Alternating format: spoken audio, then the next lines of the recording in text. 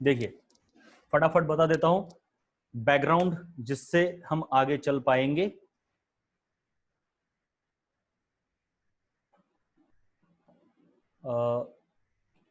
ये हुआ था हमारा, ये यहां पर आए थे हमने अल्फा और वेंट ऑफ फैक्टर आई और n dash x plus y इसके बीच में एक रिलेशन देखा था, n dash is equal to x plus y. उसके बाद ये टेबल देखा था हमने एसोसिएशन और डिसोसिएशन का। आपको सबसे पहले वो पता होना चाहिए कि किसी भी सोल्यूट को आप सॉल्वेंट में डालते हो तो वो एक तो, चलिए शेयर कर देता हूं।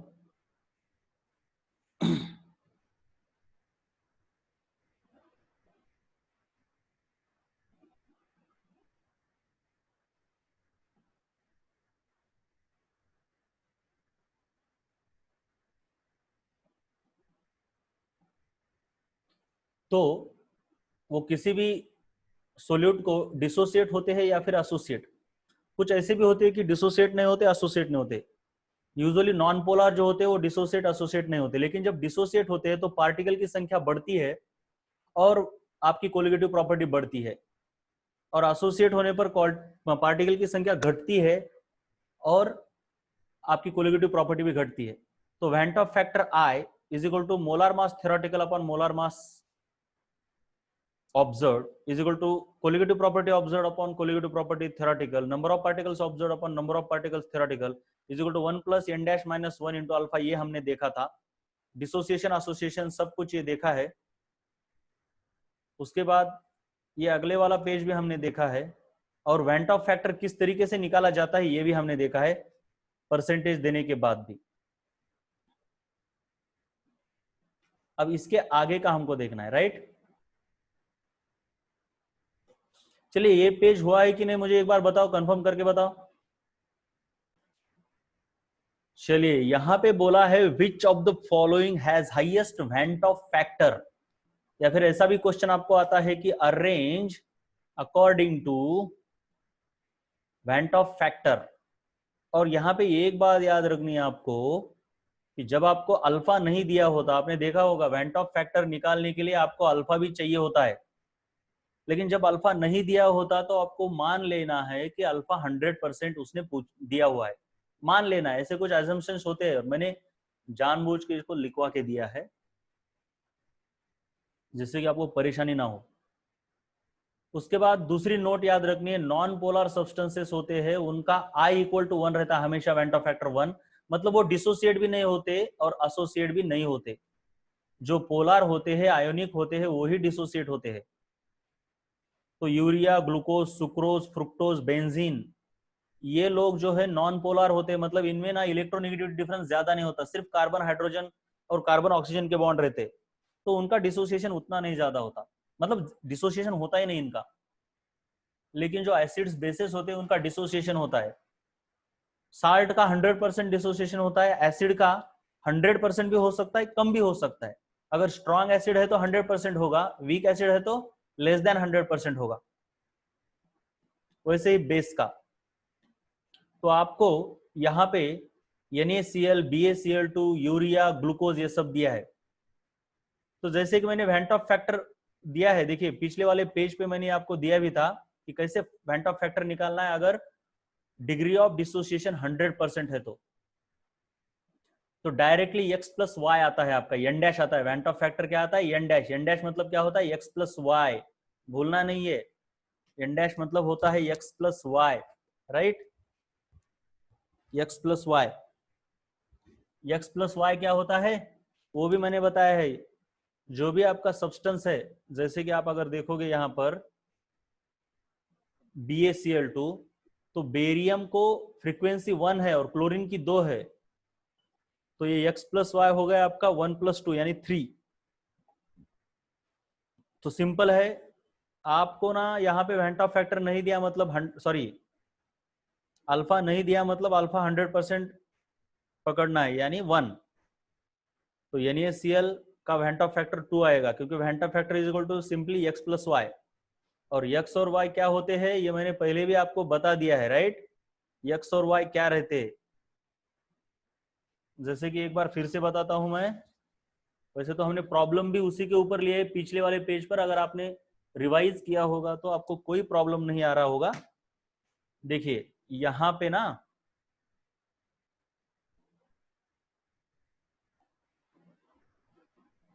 ये देखिए NaCl है, यहाँ पे 1 है, यहाँ पे भी 1 है, तो ये हो गया इसका x, ये हो गया इसका y, राइट।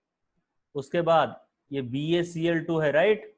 तो ये जो BaCl2 है, इस Ba का इधर 1 है और इधर 2 है, तो ये हो गया आपका x, ये हो गया आपका y, और वेंट ऑफ फैक्टर आता है आपका n डैश। n डैश का मतलब ही क्या होता है, x प्लस y। ये कब आता है, जब अल्फा इज इक्वल टू 100% हो।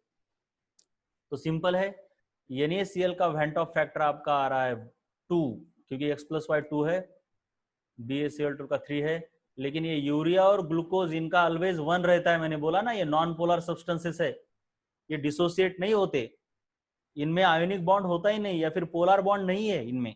इनमें जो बॉन्ड है कार्बन ऑक्सीजन, अभी कैसे पता चलेगा आपको, अभी नहीं पता चलेगा। ग्लूकोज का स्ट्रक्चर आपको बाद में है, लेकिन अभी रट लो, आप क्या रट लो, इनको रट लो। ये urea, glucose, sucrose, fructose, benzene, ये नॉन पोलर है। तो वेंट ऑफ फैक्टर के अकॉर्डिंग अगर आपने अरेंज किया तो इस तरीके से ऑर्डर आएगी। उसके बाद आपको पूछा है, देखिए ये, चलिए अब क्वेश्चन करते हैं। अब क्वेश्चंस हमको बोर्ड पर लेने होंगे।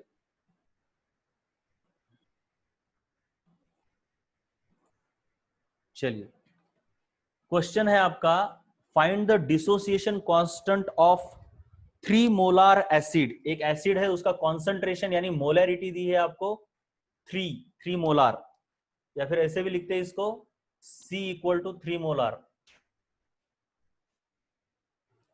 If its degree of dissociation is 25%, alpha is 25%, percentage degree of dissociation दे रखी है उन्होंने आपको।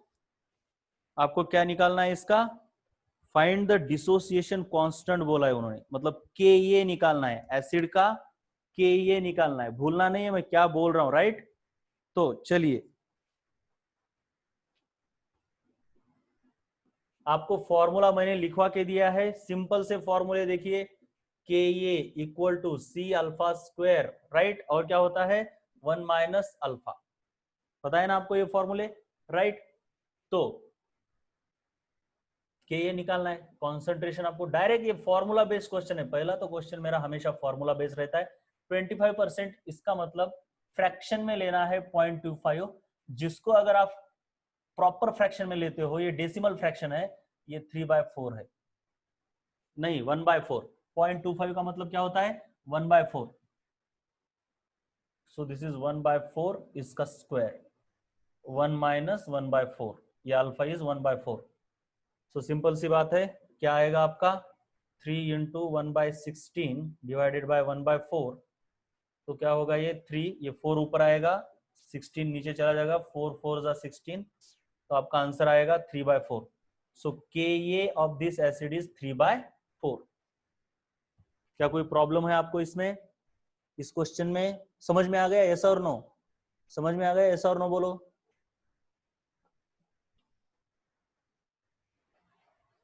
गलती हुई क्या, हाँ गलती हुई, अरे बाप रे बहुत बड़ी गलती कर दी मैंने तो। क्या गलती कर दी, यहाँ पे बेटे 1 माइनस है ना, सॉरी फॉर दिस, ये 1 माइनस है, 1 माइनस 1/4, तो 1 माइनस 1/4 का मतलब होता है 3/4, ठीक है।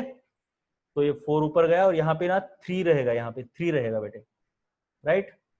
अब ये 4 4 जा, और ये 3 और 3 कैंसिल हो गया, तो आपका आंसर आता है 1/4 आता है, यानी कि 0.25। हाँ समझ में आ गया, राइट सुमित, बहुत सही। उसके बाद नेक्स्ट क्वेश्चन देख लेते हैं हम, धीरे धीरे एक एक एक एक एक क्वेश्चन, डिफिकल्टी लेवल बढ़ती है, आपको पता ही है। अब आपको पता करना है, ये देख लीजिए,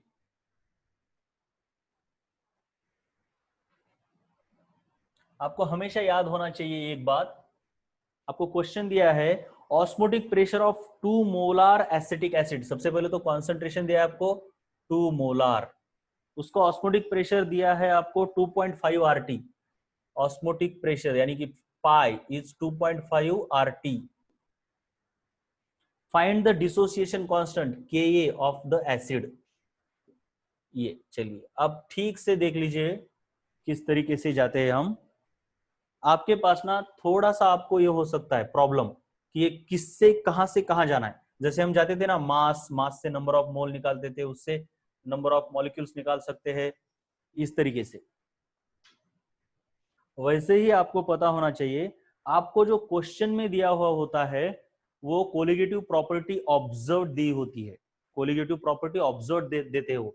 ये जो ऑस्मोटिक प्रेशर देते हैं ना, ये osmotic pressure of this solution is, जब ऐसे बोला जाता है तो वो होती है आपकी ऑब्जर्व्ड कोलिगेटिव प्रॉपर्टी। तो सिंपल सी बात है, कोलिगेटिव प्रॉपर्टी ऑब्जर्व से आपको सबसे पहले कोलिगेटिव प्रॉपर्टी ऑब्जर्व से आपको निकालना होता है van't Hoff factor, right. Went Hoff factor से आप निकाल सकते हो डिग्री ऑफ डिसोसिएशन अल्फा, और इससे आप इजीली Ka निकाल सकते हो। ये वाला क्वेश्चन आपको बोर्ड में 3-4 मार्क्स के लिए आ सकता है, राइट। तो सिंपल सी बात है, यहां से यहां पे कैसे आते हैं आपको पता है, van't Hoff factor is equal to colligative property observed upon colligative property theoretical होती है। उसके बाद यहां से अल्फा पर कैसे आ सकते हैं आपको पता है, अल्फा इज इक्वल टू क्या होता है, I-1 N-1। ये जो एसिड दिया है ना, ये आपको एसिड दिया हुआ होना चाहिए कि मतलब एसिड एक्चुअली है कौन सा। तो एसिड आपको HCl दिया है इन्होंने क्वेश्चन में, क्योंकि उसके सिवा हमको N- नहीं पता पड़ेगा। और अल्फा से Ka कैसे निकालते हैं, Ka is equal to C alpha square 1 minus alpha. बहुत ही आसान है। अब ये तो डायरेक्ट यहां से यहां पर जाना है इसलिए आसान है, अचानक ये देंगे, ये निकालने को बोलेंगे तो आपको वहां पे एडजस्ट करना है। तो देखो क्या होगा, अभी सबसे पहले आई निकालूंगा मैं। Went Hoff factor is colligative property observed upon colligative property theoretical. Observe तो यहाँ पे दी है, ये जो ऑस्मोटिक प्रेशर होता है वो ऑब्जर्व होता है, ये कोलिगेटिव प्रॉपर्टी। अब थ्योरेटिकल कोलिगेटिव प्रॉपर्टी यहाँ पे नहीं दी है, हमको निकालनी पड़ती है। अब बट इसको इक्वेशन 1 बोलो, पाई थ्योरेटिकल इज CRT, आपको पता होना चाहिए। पाई ऑब्जर्व क्या होता है, I इंटू CRT, राइट। मतलब ऑब्जर्व कोलिगेटिव प्रॉपर्टी निकालनी है तो जो मेन फॉर्मूला है आपका उसको I लगाना पड़ता है, थ्योरेटिकल को I नहीं लगाते हम, राइट। तो सिंपल सी बात है, कॉन्सेंट्रेशन आपको दिया है 2 molar into RT, so simply पाई थ्योरेटिकल 2 RT है। अब इसको 1 में डालो, पुट इन 1 में डालने पर I इज इक्वल टू क्या आएगा, Cp ऑब्जर्व। तो Cp ऑब्जर्व यानी पाई ऑब्जर्व, ऑस्मोटिक प्रेशर ऑब्जर्व कितना दिया है उन्होंने सॉल्यूशन का 2.5 RT, डिसोसिएशन हुआ होगा इसलिए जो थ्योरेटिकल है उससे ज्यादा वैल्यू दी है, और थ्योरेटिकल पाई कितना है 2 RT। तो ये RT और RT कैंसिल हो जाएगा और आपको जो आंसर आएगा वो कितना आएगा भाई 1.25। So this is the went Hoff factor. ये वेंट ऑफ फैक्टर को अब क्या करना है, अल्फा निकालना है आपको। बहुत ही सिंपल है, बस पूरे फॉर्मूले दिए हैं आपको, उनका यूज करना है बेटे, कुछ नहीं करना है, बहुत ही आसान है, राइट।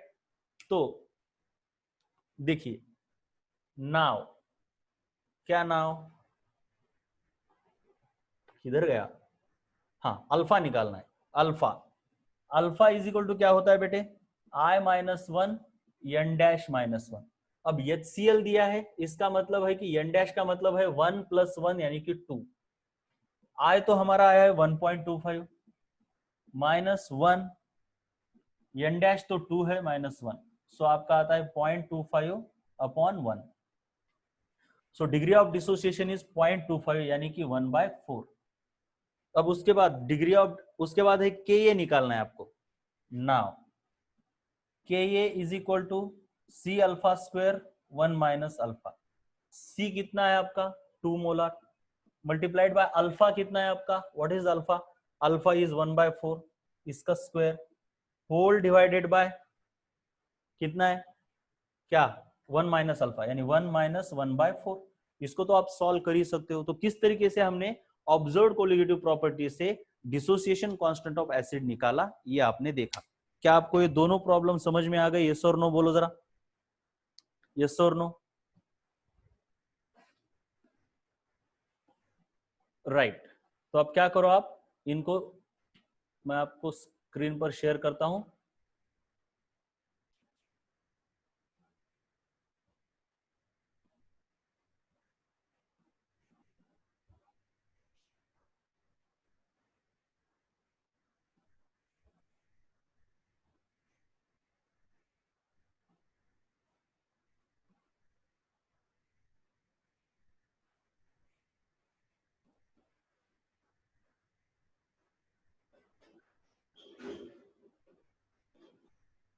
अरे एक मिनट, पहला वाला प्रॉब्लम लिखना होगा ना आपको। ये वाला पहले लिखो, ये वाला क्वेश्चन पहले लिखो बेटा।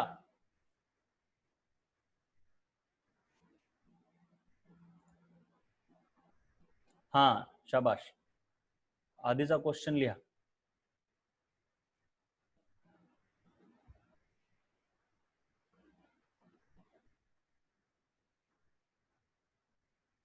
पहले ये वाला क्वेश्चन लिख लो आप।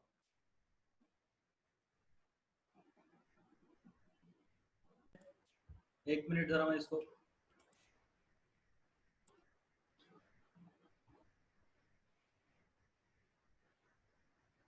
चलो लिख लो।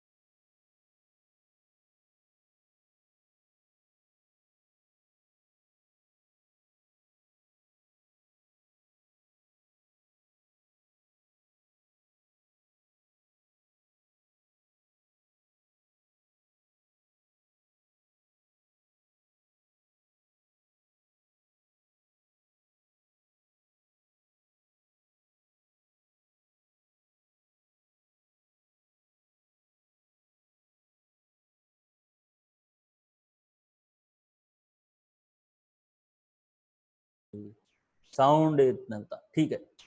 चलिए, म्यूट हो गया था, म्यूट हो गया था, सॉरी। देखते हैं, चलो, एक्सट्रीमली सॉरी। तो आपको ना इसका ऑस्मोटिक प्रेशर निकालना है, सॉरी, डेल्टा टीबी निकालना है। डेल्टा टीबी, सबसे ज्यादा डेल्टा टीबी किसका है ये पूछा है आपको।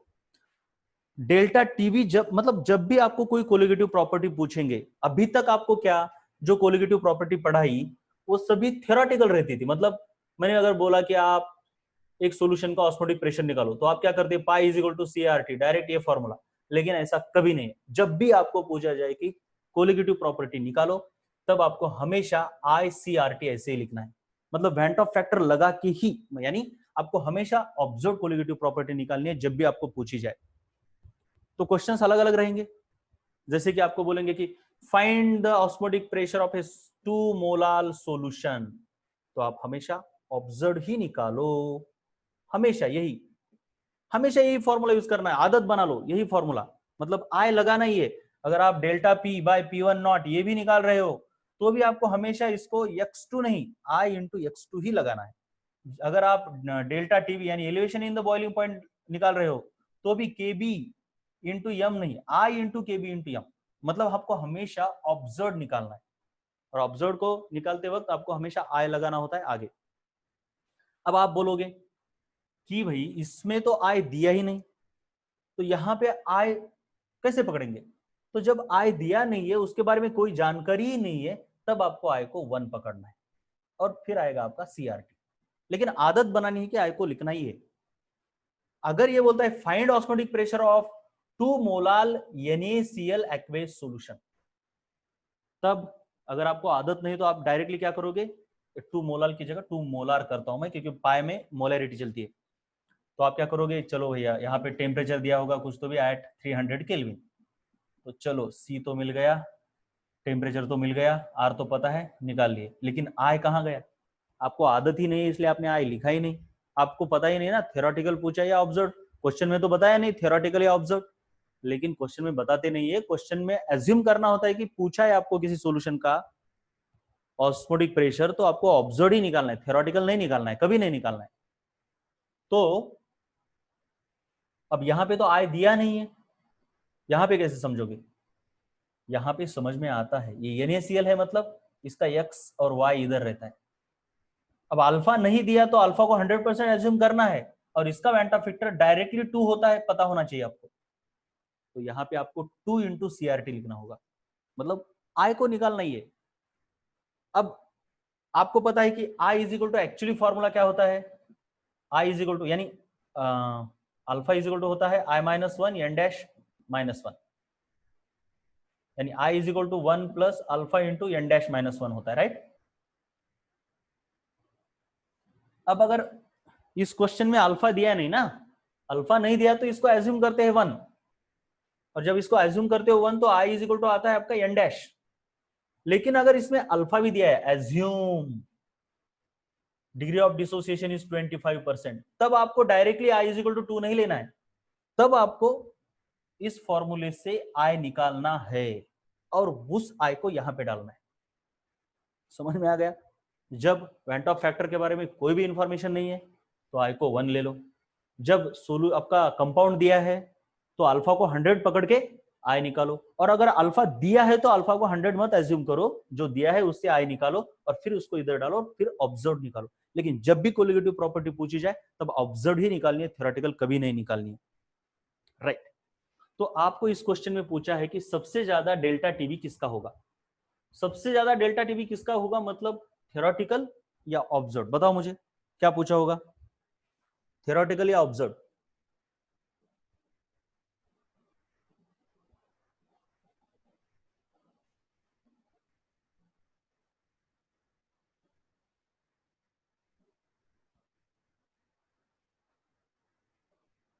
थ्योरेटिकल होगा या ऑब्जर्व होगा, चलो।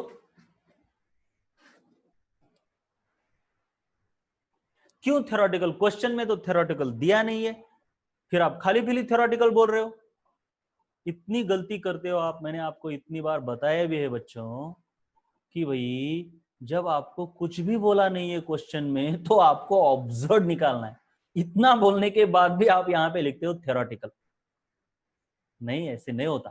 मैंने बोला ना, अगर क्वेश्चन में आपको कुछ बोला नहीं है और आपको समझ में नहीं रहा कि थ्योरेटिकल है या ऑब्जर्व, तो आपको ऑब्जर्व निकालना है, राइट। थ्योरेटिकल तभी निकालो जब आपको पूछा जाए कि भाई थ्योरेटिकल निकालो। ऑब्जर्व पूछा जाए तो ऑब्जर्व निकालो, और कुछ भी नहीं बोला है, ना थ्योरेटिकल बोला है ना ऑब्जर्व बोला है, तब आपको ऑब्जर्व ही निकालना है। तो इसमें ऑब्जर्व के बारे में पूछा है कि किसका किसका ऑब्जर्व डेल्टा टीबी सबसे ज्यादा होगा। तो आपको पता है delta TB observe is I into KB into molality. अब ये तो केबी सॉल्वेंट के ऊपर डिपेंड करता है, सभी का सॉल्वेंट सेम है, एक्वेस सॉल्यूशन। तो सिंपल है, delta TB is proportional to I into molality. इन दोनों के मल्टीप्लीकेशन के ऊपर वो डिपेंड करेगा। तो हर एक का आई मैं यहां पे लिख लेता हूं ऑप्शन में। तो इसका आई, या फिर यहां पे बना देता हूं मैं आपका option A, option B, option C, option D. हर एक की सबसे पहले मोलैलिटी लिख लेता हूं मैं। मोलैलिटी है ये 2, इसकी 3, 4 और इसकी 6, 6। ये है मोलैलिटी। उनका वेंट ऑफ फैक्टर, इसका वेंट ऑफ फैक्टर, अब देखिए वेंट ऑफ फैक्टर अल्फा दिया है तो फॉर्मूला यूज करो, नहीं दिया तो directly I is equal to N dash. तो I is equal to N dash यानी इसका 2। ये तो यूरिया है, इसको मैंने बोला था कि इसका वेंट ऑफ फैक्टर हमेशा 1 रहता है। ये नॉन पोलर सब्सटेंस है। उसके बाद ये नॉन पोलर मतलब कम पोलर है, वैसे तो कंप्लीटली नॉन पोलर नहीं है, लेकिन बहुत ही कम पोलर है, वो डिसोसिएट नहीं होता। ये AlCl3, ये आयोनिक कंपाउंड है, 3+1 4 है इसकी वेंट ऑफ फैक्टर। ग्लूकोज 1, मैंने बोला है, ग्लूकोज, सुक्रोज, यूरिया, ये सब 1 वाले हैं। तो इन दोनों का मल्टीप्लीकेशन आई मल्टीप्लाइड बाई यम, यहां पे आएगा 4, 3, 16, 6। तो आपको लग सकता है शुरू में कि भैया डेल्टा टीबी तो डिपेंड करता है मोलैलिटी पे, तो मोलैलिटी इसकी सबसे ज्यादा है तो इसका ही डेल्टा टीबी नॉट सबसे ज्यादा होगा। लेकिन मैंने बोला कि डेल्टा टीबी नॉट मतलब ऑब्जर्व निकालना होता है, और ऑब्जर्व निकालते वक्त सिर्फ मोलैलिटी ने, उसके साथ वेंट ऑफ फैक्टर को भी देखना पड़ता है। तो इन दोनों का मल्टीप्लीकेशन सबसे ज्यादा आता है सी ऑप्शन का। Therefore highest elevation in the boiling point AlCl3 का होगा, 4 मोलाल AlCl3 का। क्या ये आपको समझ में आ गया क्वेश्चन? यस और नो बोलो, कम ऑन।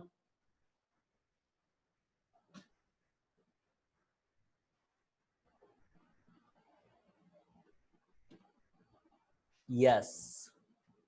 चलिए, अब आपको इसको लिखना होगा, लिख लो आप। शेयर करता हूं मैं स्क्रीन। चलिए इसको लिख लो आप।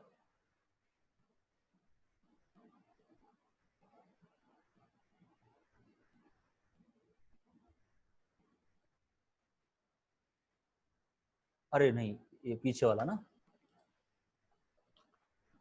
ये वाला ठीक है।